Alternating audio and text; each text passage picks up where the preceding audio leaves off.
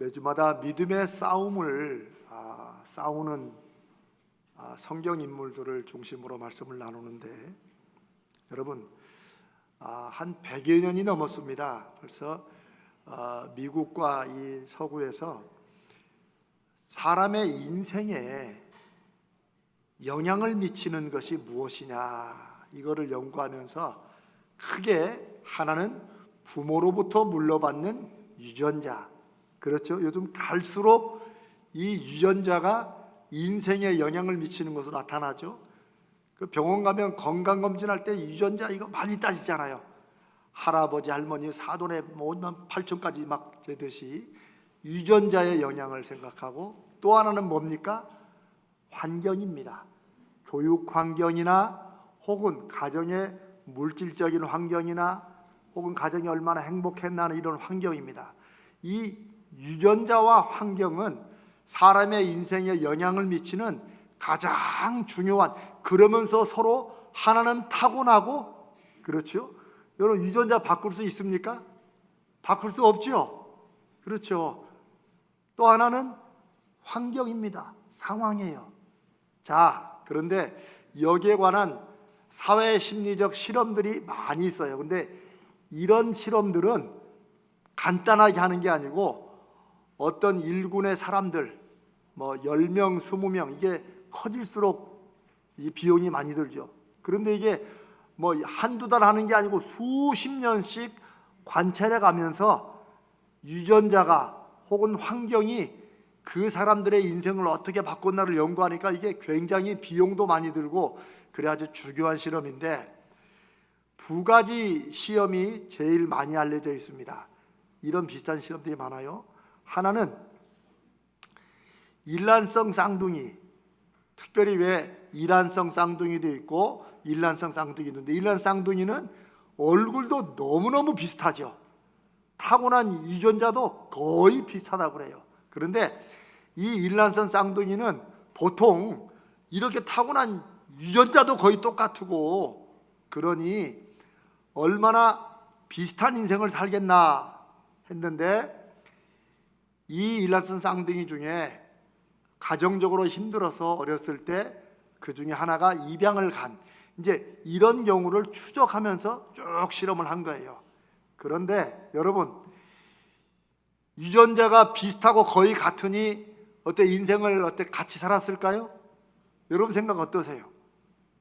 쉽게 말하면 일란성 쌍둥이의 부모가 둘 다 뛰어난 음악가야, 피아니스트고 바이올린이고, 그러면 적어도 이 아이들은 적어도 음악적으로 인생을 살까요? 어떠십니까? 꼭 그렇지만 않다는 거 우리가 짐작할 수 있죠? 아니라는 거예요. 달랐다는 거예요. 이 아이들이 부모로부터 그런 유전자를 똑같이 받았어도 가정 환경 혹은 그 가정의 교육 환경 때문에 전혀 다른 인생을 사는 경우가 많았다는 거예요. 오히려 같이 산 그런 경우가 드물었다는 겁니다. 자, 그런데 이게 전부가 아닙니다. 이렇게 가정 환경 교육이 중요하다고 많은 교육학자들이 하지만, 또 가정 교육과 이것과 상관없는 결과가 또 나와요. 또 다른 실험은 뭐냐면, 관찰 실험은 뭐냐면, 같은 환경에서 자란 형제들이 혹은 뭐 쌍둥이나도 마찬가지예요.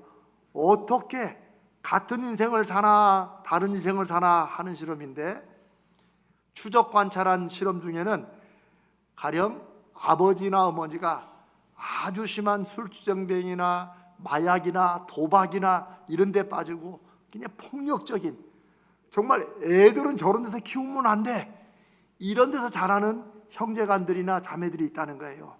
그걸 쭉 추적 관찰해 보면 여러분 어떻습니까?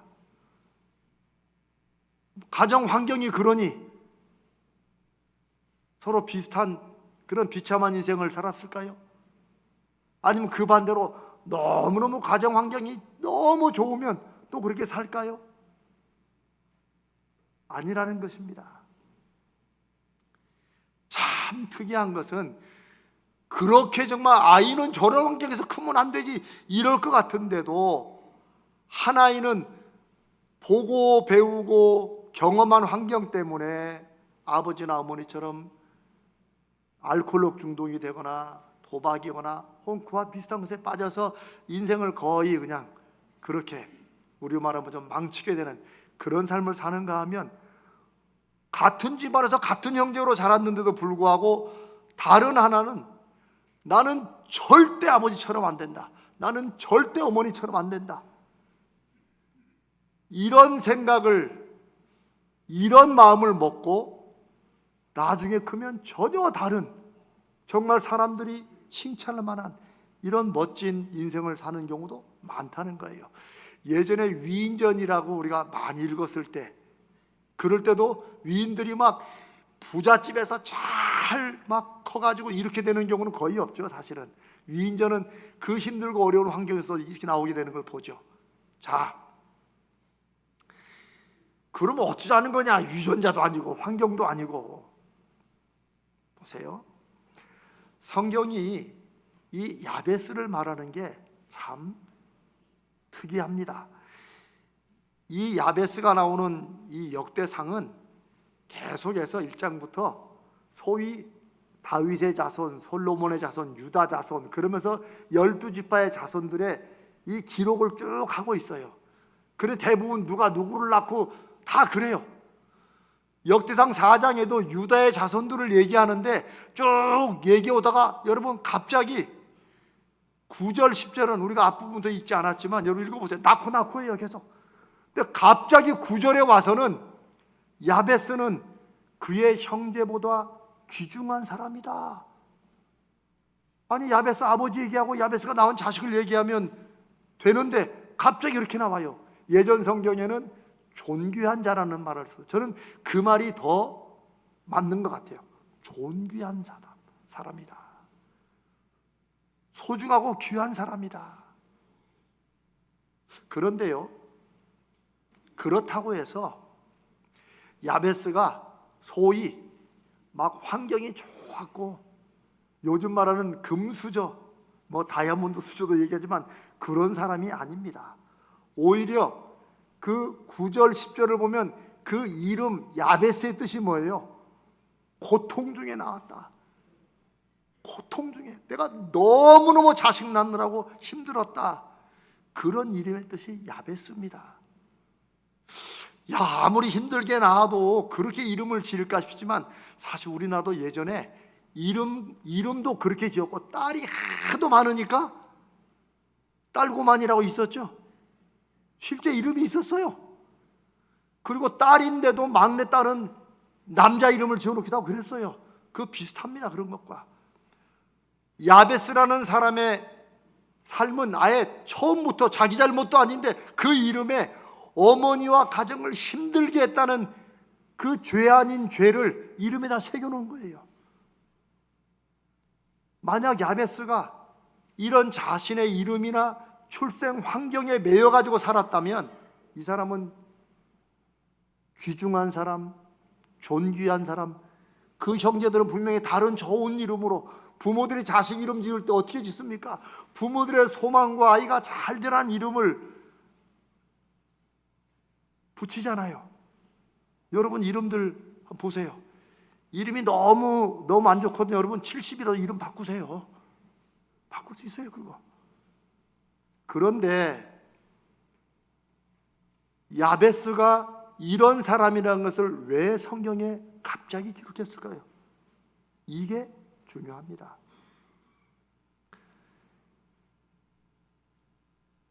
사실 제가 1부 때 하고 이거 2부 때는 이걸 하지 말까 싶은데, 여러분 참 이게 이 우리나라도 예전에, 지금도 그렇게 하는 사람도 있을지 모르지만 예전에요, 여러분 뭐 안 좋은 말이지만 실제로 많았으니까, 예전에는 출산하다가 이제 그 산모가 너무 힘들어서 이렇게 죽는 경우가 간혹 있었어요. 그렇죠? 그러면은 특별히 이 시골이나 이런 마을에서 뭐라고 불렀어요? 애미 잡아먹은 놈, 애미 잡아먹은 놈, 그렇게 불렀었어요. 여러분이 그런 걸 안 듣고 그치면 좋은 환경에서 크신 겁니다. 저는 그런 얘기를 들어서 그래가지고 참 이게 못되고 제가 제가 회개도 했습니다만은 나중에 크고 보니까 저희 어렸을 때는 그냥 동네 어른들이 그 애 이렇게 불러가지고 우리도 그 애를 놀릴 때 애미 잡아먹은 년 애미, 이게 정말 제가 이 부끄럽지만 옛날에는 그 뭐로 다 그랬으니까 그렇게 했었어요 그게.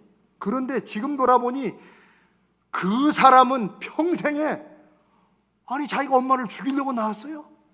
근데 평생에 그걸 안고 살았으니 제가 야 한편으로 진짜 이런 걸 이기고 사는 게 정말 쉽지 않겠다.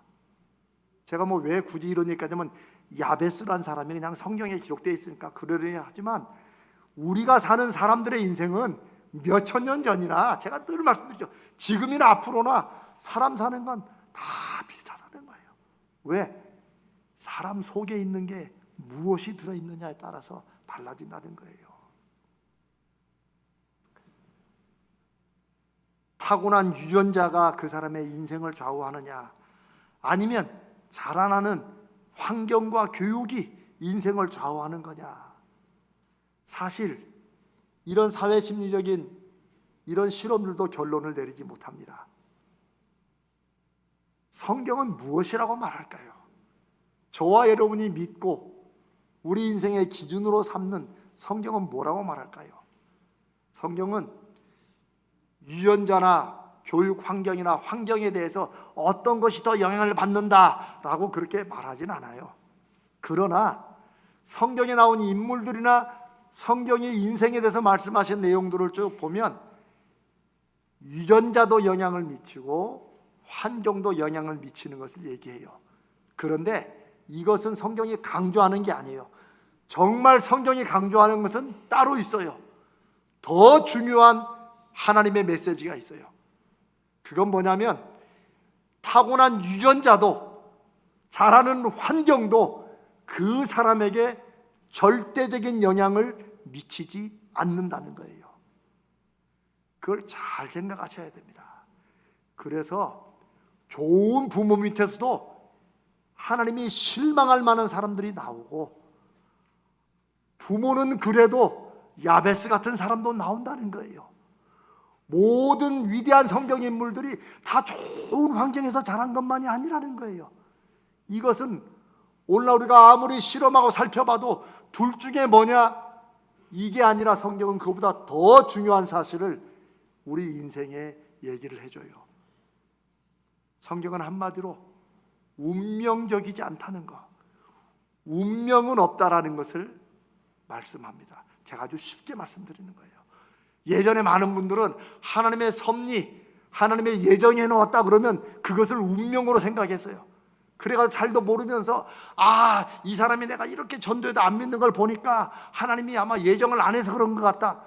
그거는 좀 죄송합니다. 무식한 말입니다. 뭘 모르는 말이에요. 하나님의 예정은 미리 정해놓으신 게 정해놨기 때문에 우리가 그렇게 살 수 없다. 하나님은 우리를 그렇게 지으시도 않았고 그렇게 우리 인생을 인도하시지도 않습니다. 한마디로 다른 어떤 사람들이 심지어 어떤 교회에서 그렇게 비슷하게 말해도 절대 운명은 없습니다. 정해져 있기 때문에 그렇게 사는 길밖에 없다. 그런 건 없습니다. 이게 성경의 메시지입니다. 그러면 뭐가 중요하냐? 하나님의 형상이 중요한 이유가, 저는 일평생 하나님의 형상을 연구하고 그것을 나누고 가르치다가 끝나도 저는 좋겠다 싶어요. 우리가 다중지능을 아이들에게 가르치고 하는 것도 네가 하나님의 형상으로, 네가 하나님의 자녀로 지음받았다는 그 소중한 사실을 교회가 알려주고 어린아이의 심령에서부터 학교 성적 이런 거 상관없이 나는 하나님의 엄마 아빠를 통해서 하나님의 형상으로 지음받았다는 거, 그거 확신하고 살자는 거예요. 왜 제가 이걸 강조하냐면 성경은 사람은 결국 무엇에 의해서 인생이 좌우되고 인생이 영향을 받느냐? 사람의 마음속의 의지, 마음속의 의지와 힘으로 무엇을 믿는가, 무엇을 확신하는가, 이것으로 인생이 달라진다는 거예요. 여러분 어떻습니까? 여러분 그 사실을 믿으십니까? 여러분 그 사실을 여러분 인생에 대해서 확신하십니까? 요즘에 정말 벌써 올해 10여 년 훨씬 넘었죠. 요즘에 20대 30대들이 인터넷이나 이런 데서 그냥 유행처럼 쓰는 말 있죠. 이생망이라고 이런 많이 들어보셨죠? 요즘엔 다른 말도 많아요. 헬조선도 많고 뭐 많아요. 이생망이 뭐예요? 이번 생은 망했다는 거예요. 농담 반 진담 반으로 말하지만 저는 그렇게 말하는 청년들의 그 마음을 저는 이해합니다. 얼마나 힘들었으면. 그러나 그럼에도 불구하고 예수 믿는 사람들은, 아니 예수를 안 믿어도 제발 이번 생은 망했다라고 그렇게 하지 말라는 거예요. 왜? 그건 사실이 아니기 때문에요. 사람은, 제가 늘 기도할 때도 그런 기도를 하는 이유가 그것입니다. 저와 여러분이 인생의 연배가 어느 때 있든 10대든 20대든 40대든 50대든 70, 80, 90이든 간에 성경은 우리에게 무엇을 말하냐면은 네가 하나님 앞에 어떤 마음을 가지고 어떤 결단을 가지고 어떤 믿음을 가지냐에 따라서 인생이 달라진다는 거예요.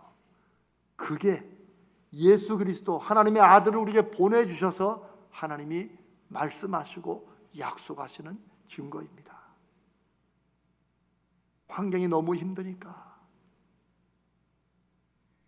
부자가 아닌 부모들을 원망하는 청년들이 많아요. 그냥 그러네 하지만 거기에 매이면 나는 이렇게 힘든 환경에 태어나서 이렇게 살 수밖에 없어라고 스스로 운명론 쪽으로 가는 거예요. 저는 그게 사탄의 속임이고 세상의 속임이라고 확신합니다. 나는 우리 부모가 나를 이렇게 낳아가지고 얼굴 보면서 몸 보면서 그러는 순간 자기도 모르게 자기 스스로를 죽이는 거예요. 그러나 하나님의 사람들은, 하나님의 형상으로 지음받고 살아계신 하나님을 믿는 사람들은 유전자도 아니고 환경이나 상황도 아니고 무엇이 내 마음, 내가 무엇을 믿고 무엇을 확신하는가, 그것의 인생이 달라지고 바뀐다는 것, 그것을 믿어야 됩니다. 그런데 이제 한 가지 문제는 이겁니다. 우리가 아무리 마음으로 그래 나도 그렇게 살아야지, 나도 그렇게 믿고 정말 살아야지 이렇게 해도 우리가 살면서 나이가 들고 어떤 상황이나 어려움에 부딪히면 우리 경험하지 않습니까? 그렇게 먹었던 강한 의지와 마음과 결단이 이게 좀 오래 가면 좋은데 이게 무너지잖아요. 1월 첫날 먹었던 마음이 그나마 지금까지 있으면 다행인데 이미 작심삼일로 없어진 점도 그런 분들도 있잖아요. 잘 먹다가도 조금 상황이 바뀌고 너무 어려우면 우리 스스로 주저앉을 때가 있잖아요. 이게 마음의 의지가 우리 인생을 바꾼다고 그렇게 내가 믿어도 이게 때로는 내가 나를 못 믿겠는 일들이 일어난다는 거예요.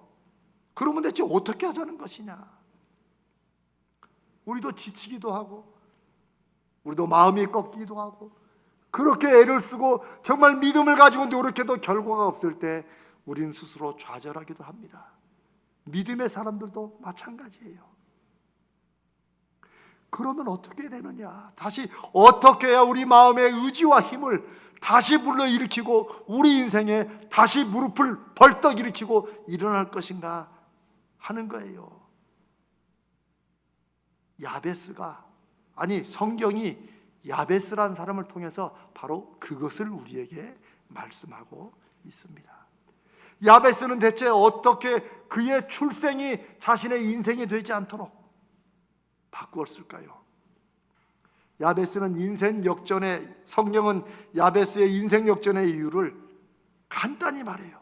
9절에 야베스가 이스라엘 하나님께 구하였다, 요청했다, 기도했다, 뭐라고 하든지 간에 그걸 했다는 거예요.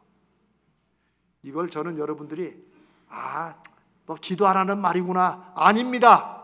여러분이 생각하시고 경험하는 그냥 기도하라는 말이야 알지 뭐, 그거 아닙니다. 역대상 4장 10절에 보니까 야베스가 하나님 앞에 요청한 걸 들어보세요. 주께서 내게 복을 주시려거든 나의 지역을 넓히시고 주의 손으로 나를 도우사 나로 환난을 벗어나 내게 근심이 없게 하옵소서. 야베스가 몇 살에 언제 어떤 상황에서 이런 기도를 했는지 모르지만 분명히 지금 자신의 인생에 환난과 시련과 어려움이 있다는 거예요. 한 20년도 벌써 넘지 않았나 싶어요. 야베스의 기도라는, 제가 저자 이름도 잃어먹었으면, 저도 그 책을 미국에서 굉장히 정말 감동적으로 읽고 여러분 한국에도 아주 그게 대히트를 쳤습니다. 야베스의 기도라는 책을 번역한 그 회사는 이 책 번역해야 될 빌딩을 세웠다는 말이 있을 정도예요. 그런데 이 책 내용은 너무나도 감동적이고 잘 쓴 책이지만 한 가지 크게 오해하지 말아야 될 게 있습니다. 그건 뭐냐면 야베스의 기도가 기도 내용이 너무너무 좋아가지고 하나님이 그걸 응답한 것처럼 그렇게 오해하면 안 된다는 거예요. 그 책의 대부분은 야베스가 내 지역을, 내 지경을 넓혀주시고 또 주의 손 나를 도와주시고 막 한 절 한 절 분석하면서 그 기도가 얼마나 기막힌 기도인지 설명했지만, 그렇게 하면 성경이 말씀하시는 야베스에 관한 것을 잘못 이해하는 겁니다. 그렇게 하면 우리도 여러분 기도문을 기막히게 써야 되지 않겠어요? 아니면 야베스 이 기막힌 기도를 가지고 매일 그렇게만 기도해야 되죠? 아닙니다, 여러분. 기도는 기도의 내용이 좋아야 하는 것 이전에 나의 중심과 간절함이 하나님께 전달되고 그 하나님이 내 기도를 들으시고 응답하시는 확신을 가지고 내가 기도를 드렸을 때 하나님이 그 기도에 응답하실 것을 믿고 내가 그 기도에 맞춰서 혹시 내가 내 삶을 바꿔야 될 게 무엇인지, 이런 살아있는 관계가 하나님과 우리 사이의 기도의 관계라고 믿습니다. 그 오해만 하시지 않으시면 돼요.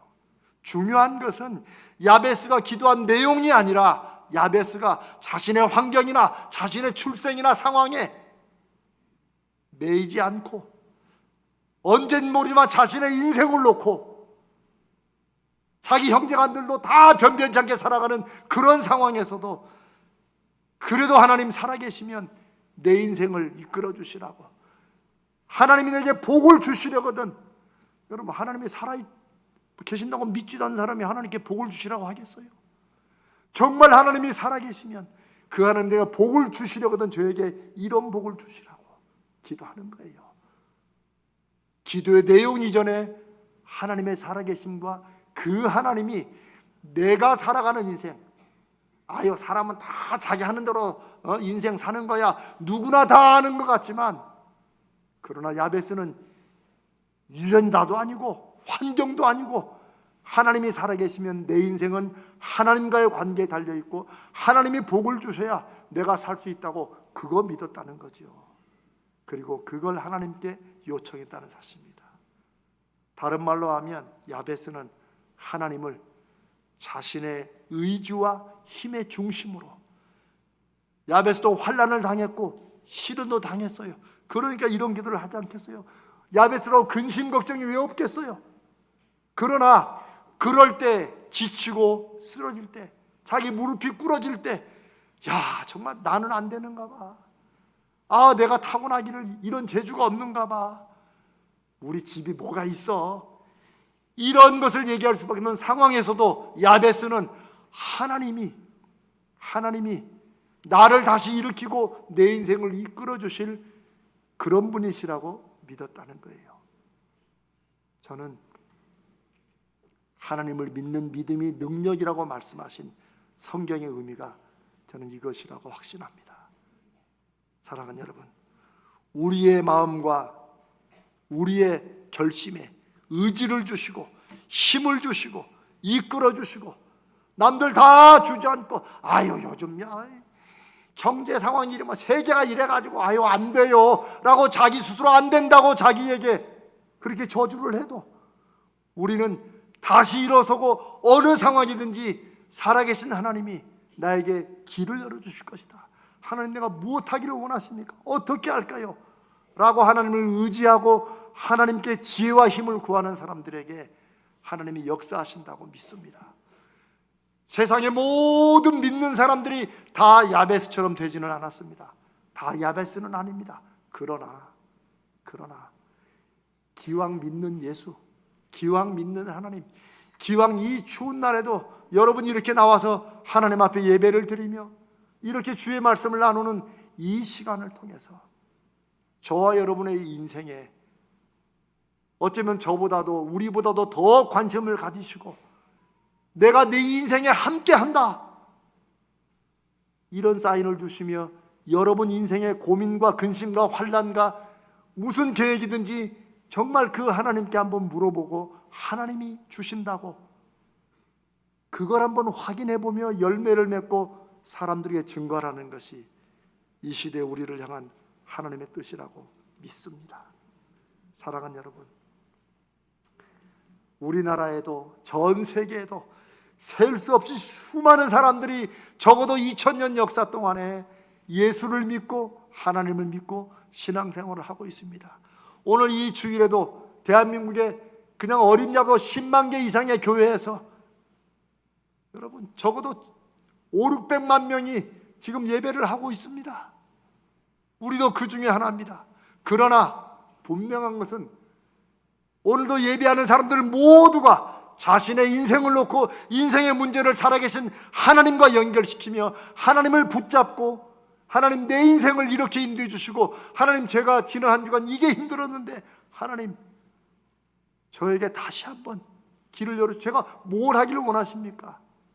그냥 예배 왔다가 예배 드리고 이렇게 가는 사람들이 아니라 자기 인생의 문제와 인생의 그 일을 놓고 하나님 앞에 야베스처럼 붙잡고 매달리는 사람이 얼마나 될까요? 저는 얼마 될지 모르겠지만 모두가 다 그렇게 믿는 것은 아니라고 봅니다. 모두가 그렇게 믿었으면 대한민국 벌써 뒤집어졌습니다. 벌써 이곳이 세상의 중심이 되어 있었을 것입니다. 그러나 안타깝게도 갈수록 예수 믿는 사람들도 교회들도 갈수록 각자의 이유를 가지고 각자의 목적을 가지고 각자의 방식으로 믿는 거예요. 그리고 아무도 그거 얘기하지 않습니다. 왜? 그런 말 하면 싫어하니까 교인들이. 그러나 여러분, 오늘 이 말씀을 통해서 저와 여러분은 하나님이 여러분에게 들을 귀를 주시고 여러분 마음을 열어주셔서 살아계신 하나님을 우리가 믿으면 그분과 실제로 구체적으로 여러분의 인생의 문제를 나누고 대체 하나님 그러면 왜 응답을 안 하십니까? 라고 하나님 앞에 따지면서라도 야베스처럼 살아계신 하나님을 여러분의 인생에 소환하고 좀 간섭해 주시라고 그렇게 구하고 나가는 그런 실제적인 믿음이 있으시기를 축복합니다.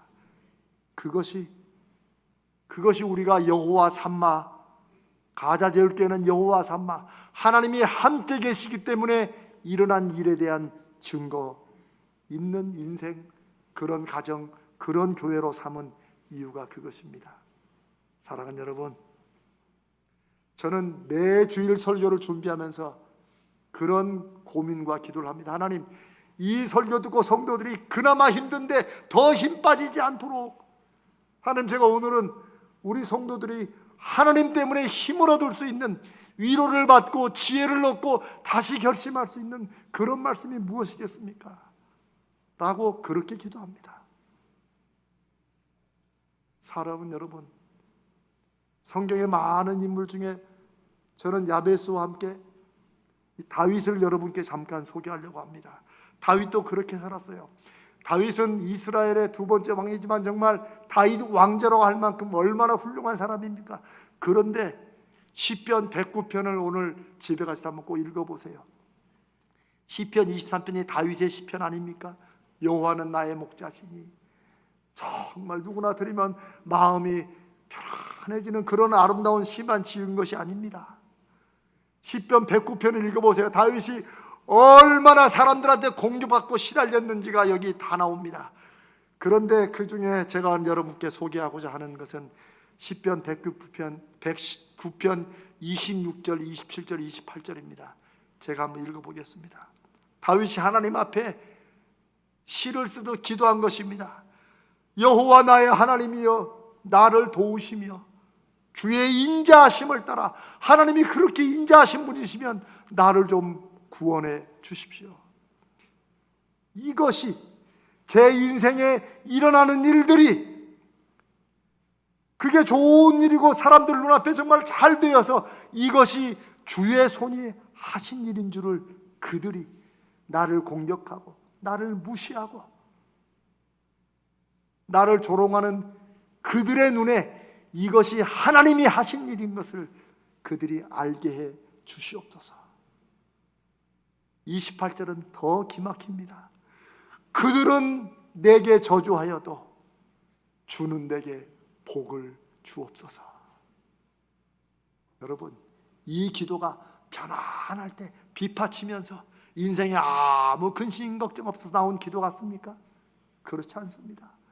세상은 나를 저주해도 이 환경은 안 된다고 말해도 살아계신 하나님은 나에게 복을 주시고 하나님의 역사의 손길을 나타내셔서 이 모든 내 인생의 결과가 하나님이 하신 것이라는 것을 나를 손가락질하고 나를 저주하고 나를 무시하고 나를 눈에 들지도 않는 사람으로 보는 저들에게 증거해 주시옵소서.